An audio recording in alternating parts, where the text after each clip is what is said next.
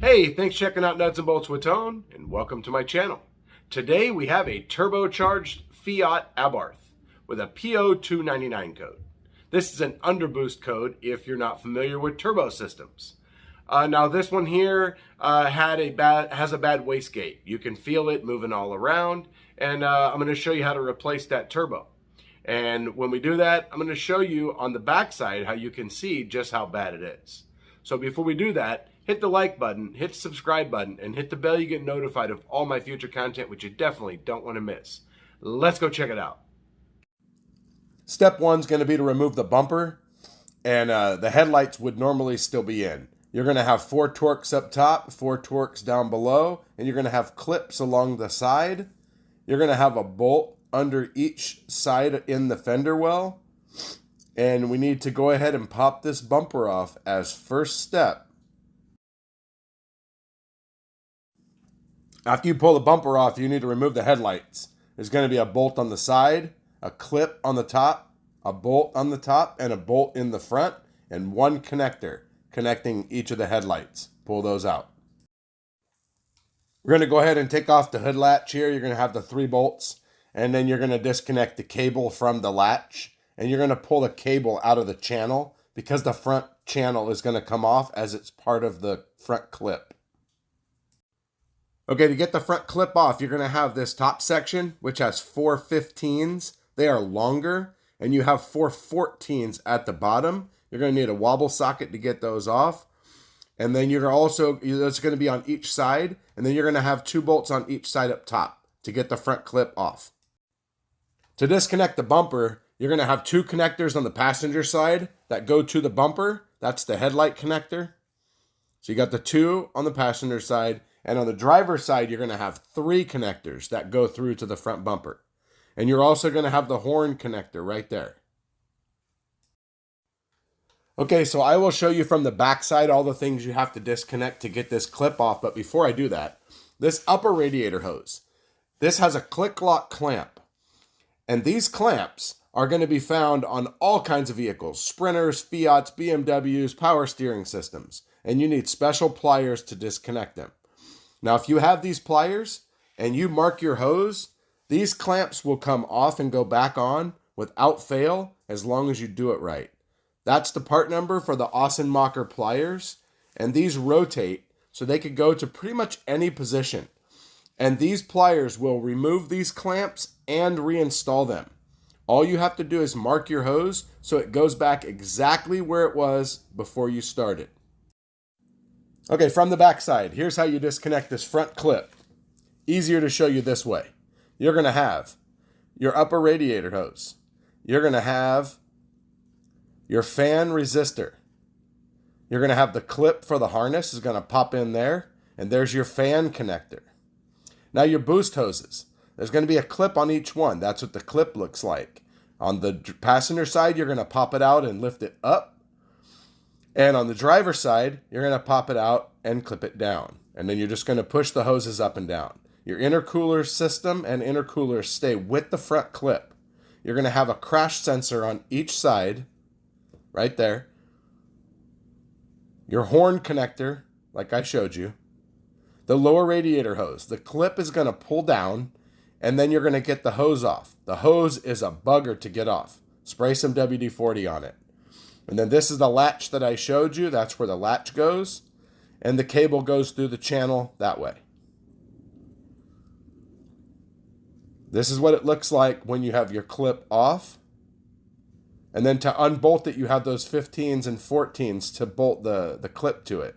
And one last thing is you're going to have to recover the AC system because you need to disconnect from your condenser right there. It's 1 bolt right in the center, 1 e-Torx. So we're going to go ahead and disconnect this hose right here. You have a clamp up there, and that hose lines up with that notch in the turbo.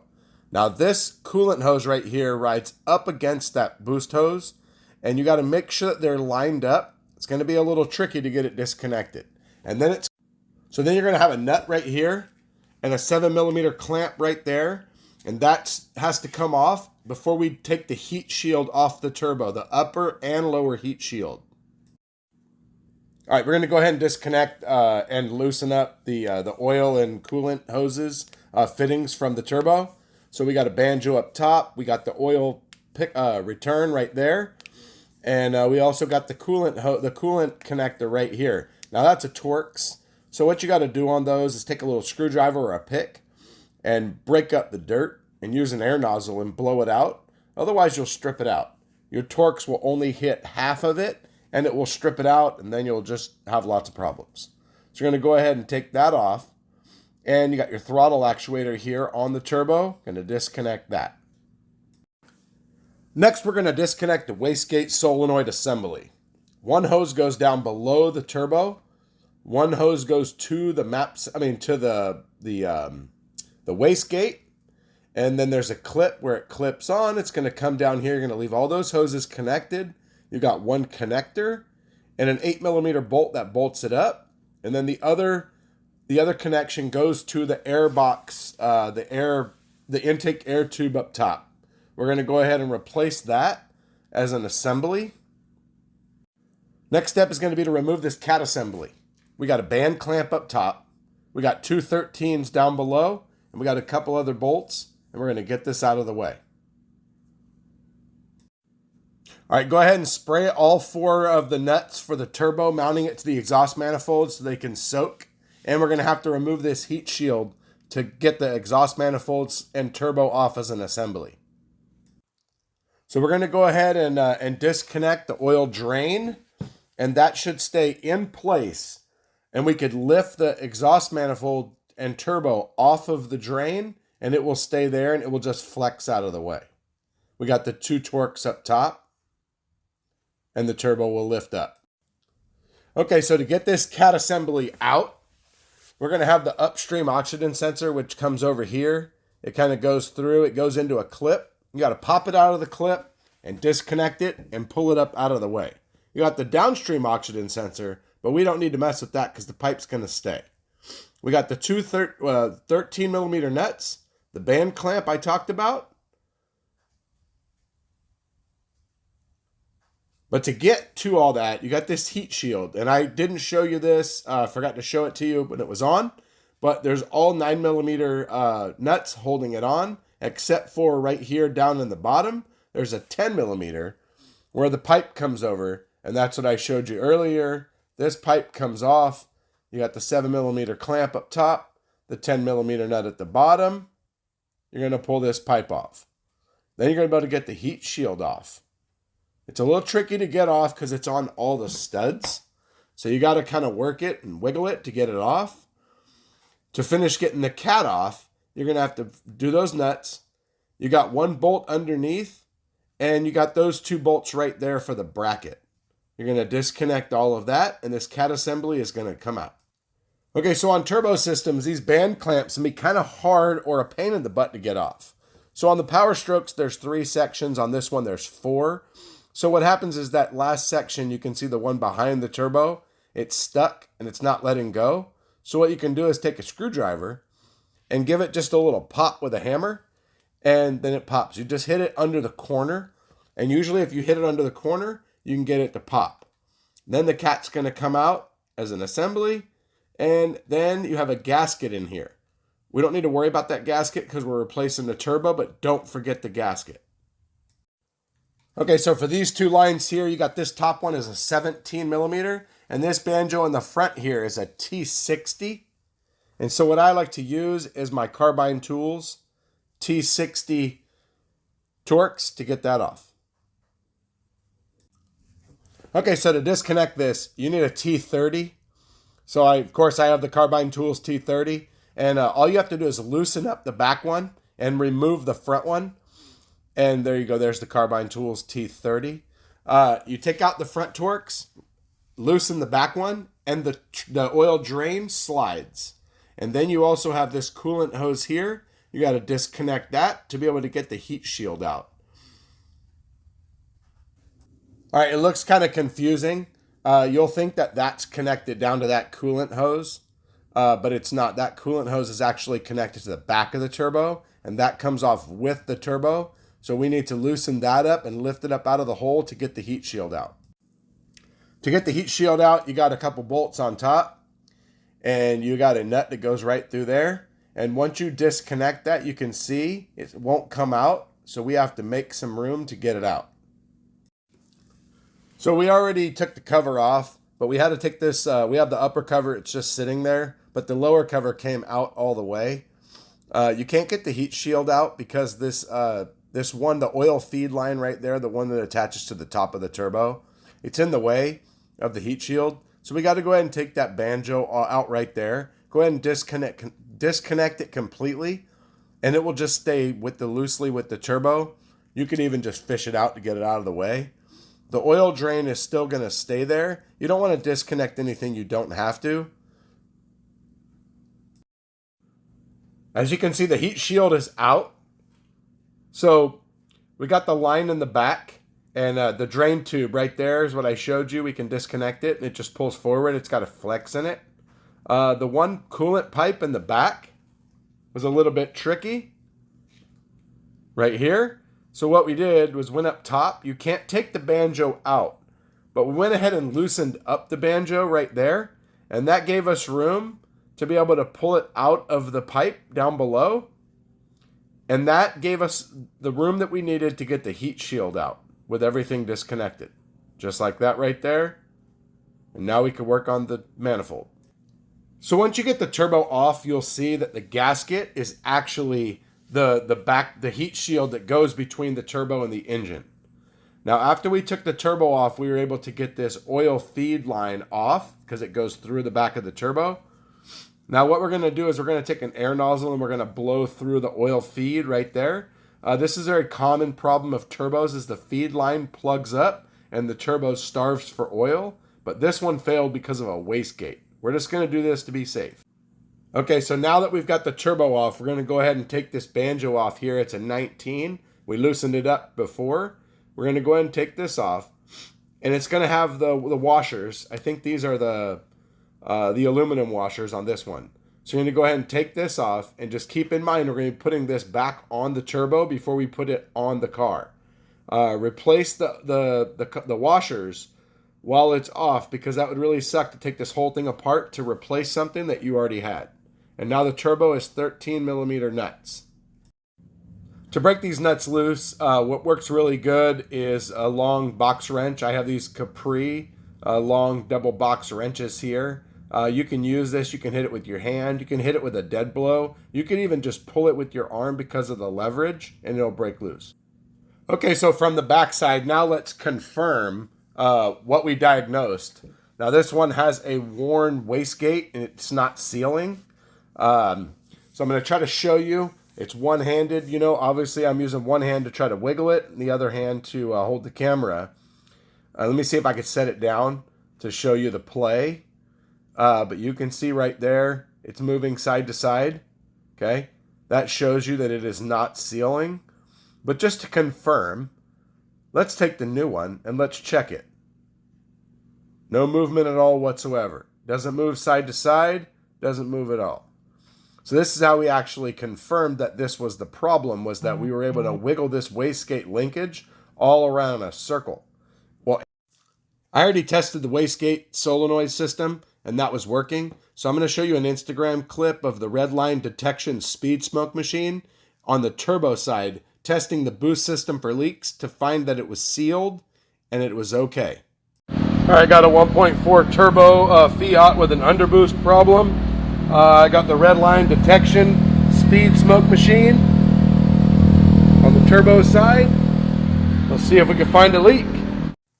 All right, so here's the Moly turbo that we're going to put in. The boost system was sealed. I didn't show that.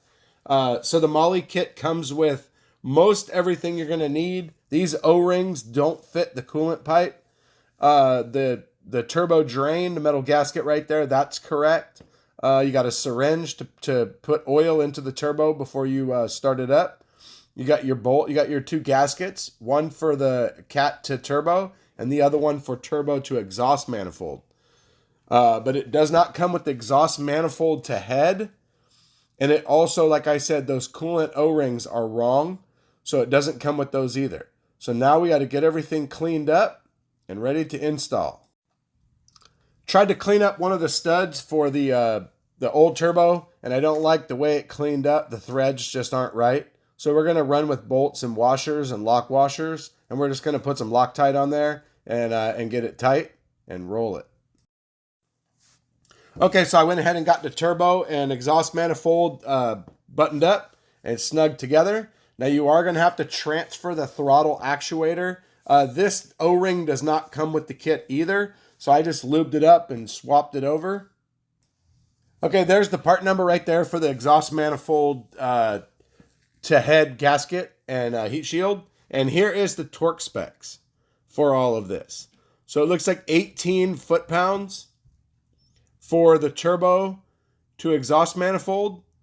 And then for the exhaust manifold to the head, it's going to be 133 inch-pounds. And then they're telling you to go back and do 1 through 4 at 133 inch-pounds again. And then they're telling you to go all bolts an eighth of a turn or 30 degrees.